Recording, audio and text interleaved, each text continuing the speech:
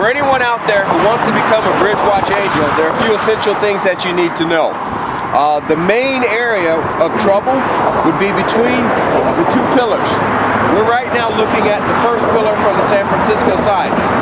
Now, if you happen to encounter any person, never ever go over the rail to reach that person.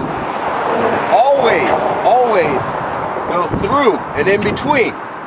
Most times, a person who's suicidal, they climb the bridge and they sit on the cord. And from here, you can have physical contact with that person, but there's no risk, there's no way that you can be pulled over. And this is very important. Now, let's go over and show the rail. Let's show the cord. Most people sit here.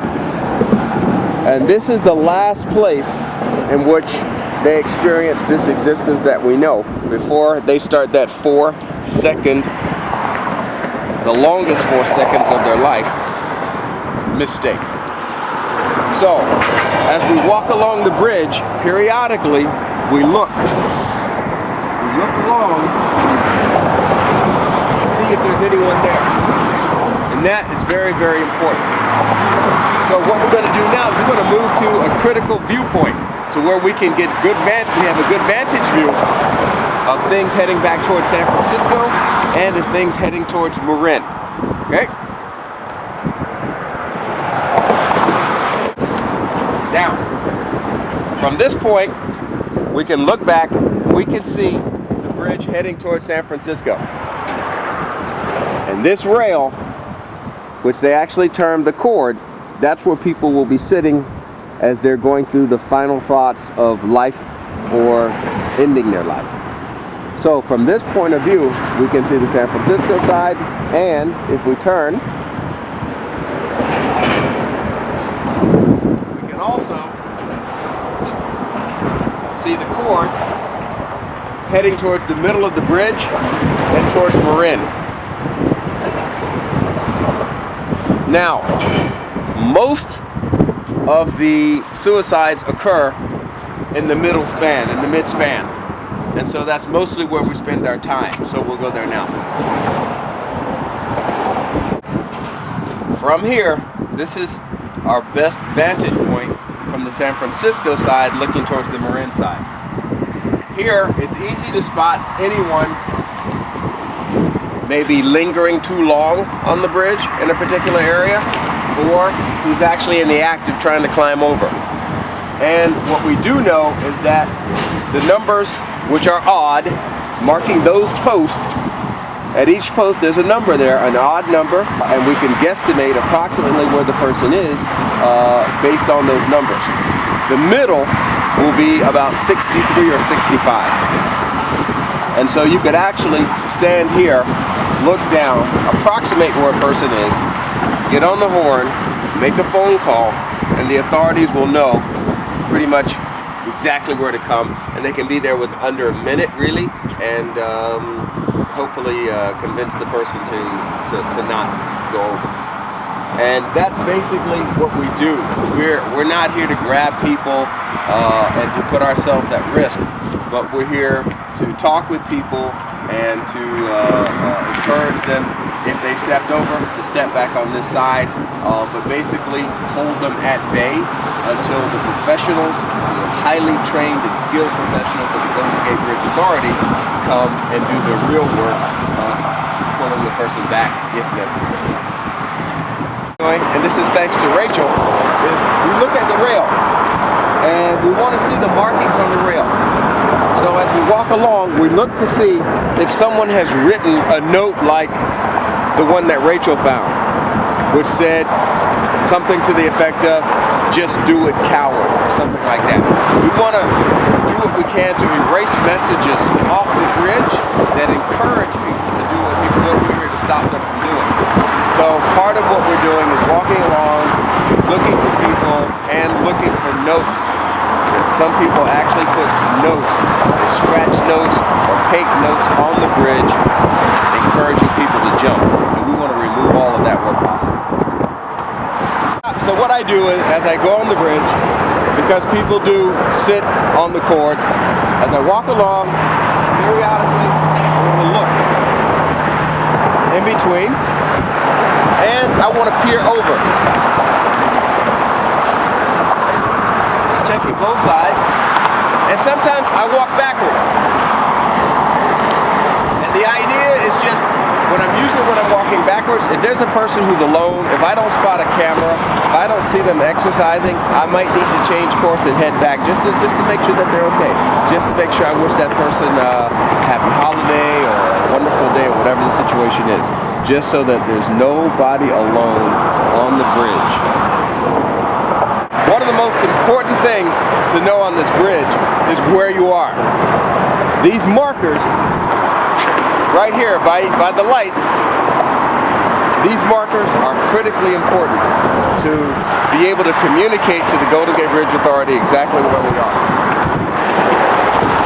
Here we're at marker number 85. If there's trouble, the officers responding can get to marker number 85 instantly as long as we communicate that information to them. So this is one of the most important parts of really understanding how to be on this 2-mile-long bridge and communicate exactly where you are if there's trouble. Additionally, of course, the phones are here, which if you're near a phone, of course, you can push that for help and give a description of where you are on the bridge. If we're near one, and as long as we give them the marker number, they can respond quickly.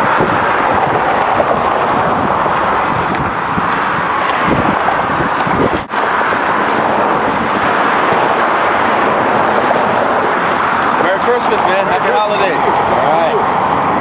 Now, so in this example right here, I just saw a man walking along the bridge by himself. It's cold. Maybe that's why he doesn't have a camera out. Maybe he just wants to walk across the bridge. But I needed to check him. In checking him, I basically said, "Merry Christmas, Happy Holidays to you." He responded with a smile on his face. He said, "Happy Holidays to you also." And with a smile on his face, he continued on his journey. And that's usually how I like to do things. I actively engage, in particularly, people who are on the bridge by themselves. Now, and as part of engaging people, sometimes you will encounter someone that you need to keep in touch with. And so it's good to bring a pen with you, paper, have an email address available for them to write you, and a way to keep in touch if you so desire more today. So we do want to be a lifeline. We do want to be a support system for people. And getting an email address or giving your email address is a great way to then turn around and you can send them all the resources which are available for prevention or for counseling if they're here and they just want to know, they want to understand why their family member or their friend jumped. That person might be in need of counseling, so we want to be able to email them and then get them in touch with the proper resources to get them the help that they need. Brando, I noticed when that guy walked by, how you greeted him and you smiled at him and you said Merry Christmas to him, and he turned and looked at you and smiled. I think that's really important to remember, that to greet people, even if it's just a smile, because sometimes that's all it takes, is just to make that connection. Yeah, absolutely. And as long as they respond in a positive manner, they go on their way, and I never see them again, hopefully. But if they don't give me the type of response which he did, which is a smile, and he wished me a happy holiday in return, then I follow them at a distance until they're out of the trouble zone. And I just keep my eyes on that person. I keep my eyes on the markers to know where I am, and I try to stay close enough to them so that, if they tend to go towards the bridge and stay in the space too long, oftentimes what I do is a technique called the shoulder rub. And I come right up to the person, and I go right, and I just hit my shoulder to theirs, and it kind of shocks them for a second, and then, hey, how you doing? And whatever was on their mind, whatever deep thought they were on, it's been broken. And so, but over these 6 years, I've developed a lot of ways to interact with people, which are gentle but yet effective, and that's really what we're trying to do. When we're on the bridge, not only do we pay attention to the San we also pay attention to the Pacific Ocean side. It is forbidden for people to walk on that side. Okay?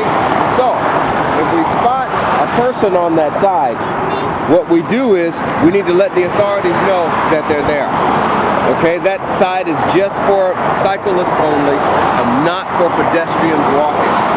And of course the reason for that is patrolling pedestrian traffic on one side is tough enough. So we do look out for the other side also.